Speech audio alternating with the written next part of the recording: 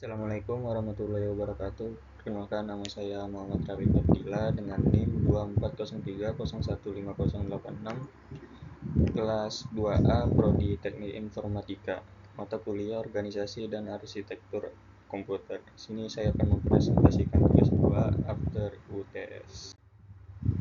Pertama ada soal nomor 1, jelaskan perbedaan utama antara perangkat input dan perangkat output pada dalam sistem komputer, serta berikan contoh untuk masing-masing jenis perangkat. Jadi perbedaan mendasar antara perangkat input dan outputnya itu terletak pada aliran data, yang mana perangkat input atau input device itu menerima data atau instruksi dari pengguna atau lingkungan eksternal dan mengubahnya menjadi format yang dapat dipahami dan diproses oleh komputer. Pada perangkat output device, perangkat tersebut mengambil data yang telah diproses oleh komputer dan mengubahnya menjadi bentuk yang dapat dipahami oleh pengguna atau perangkat lain. Contoh perangkatnya sendiri, perangkat input itu seperti keyboard, mouse, mikrofon, scanner, webcam, dan touchscreen. Perangkat output sendiri seperti monitor, printer, speaker, serta proyektor.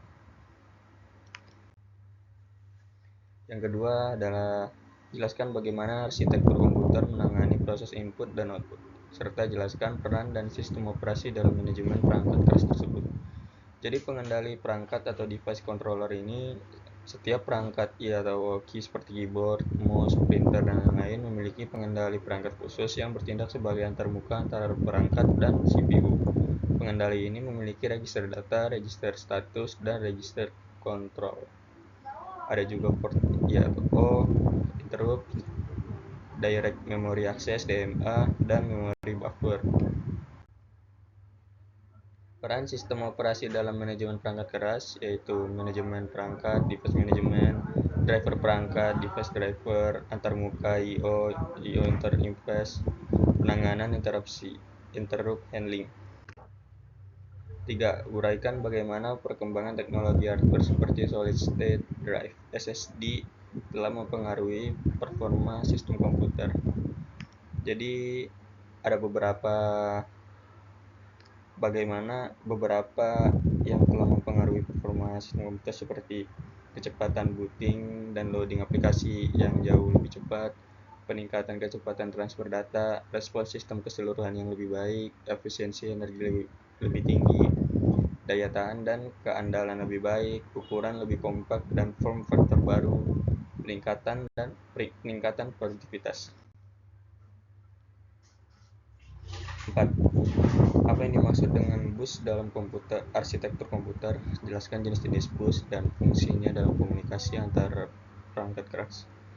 Dalam arsitektur komputer, bus adalah kumpulan jalur komunikasi basic, kabel PCB traces, yang digunakan untuk mentransfer data, alamat, dan sinyal kontrol antar komponen-komponen komputer.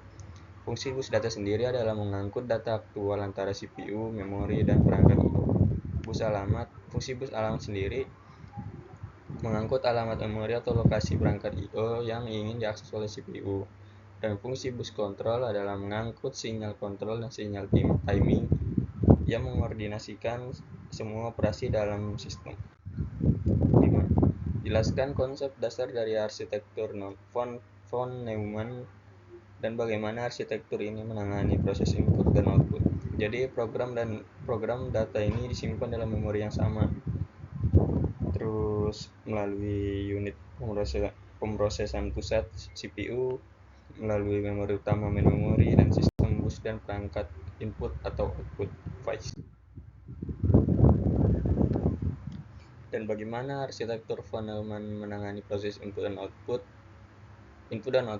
yang dipetakan oleh memori dan input dan output yang terisolasi isolated IO.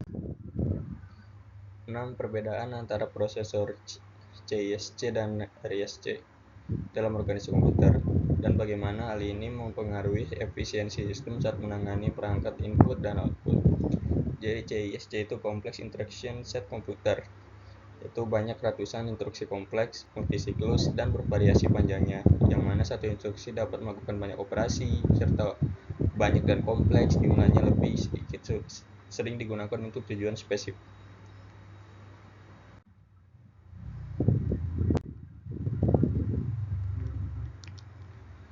Pengaruh terhadap efisiensi sistem saat menangani perangkat input dan output. CSIC ini memiliki kemampuan untuk mengintegrasikan operasi input dan output dalam instruksi, sedangkan RISC ini eksekusi instruksi yang cepat dan konsisten. 7. Uraikan secara singkat pentingnya memori utama RAM dalam mengelola data dari perangkat input sebelum diteruskan perangkat output. RAM di sini bertindak sebagai jembatan vital yang efisien antara perangkat input yang lambat atau tidak sinkron dengan CPU yang tepat, serta antara CPU dan perangkat output. 8. Bagaimana teknologi multicore dalam prosesor dapat meningkatkan kinerja sistem saat menangani operasi input dan output secara bersamaan. Ada beberapa cara yang dapat meningkatkan kinerja sistem, yaitu paralelisme operasi input dan output dalam komputasi, distribusi beban, pengurangan latensi input dan output, meningkatkan throughput I/O dan efisiensi dalam virtualisasi. 9. Jelaskan bagaimana perangkat keras seperti GPU digunakan untuk menangani tugas-tugas spesifik dalam arsitektur komputer, terutama dalam pemrosesan grafis dan AI. GPU ini digunakan untuk tugas-tugas spesifik karena arsitektur paralelnya ini sangat cocok untuk jenis masalah yang dapat dipecah menjadi banyak operasi kecil dan independen yang dijalankan secara bersamaan. Berlawanan juga dengan CPU yang dioptimalkan untuk eksekusi serial dan tugas yang membutuhkan single thread performance yang kuat.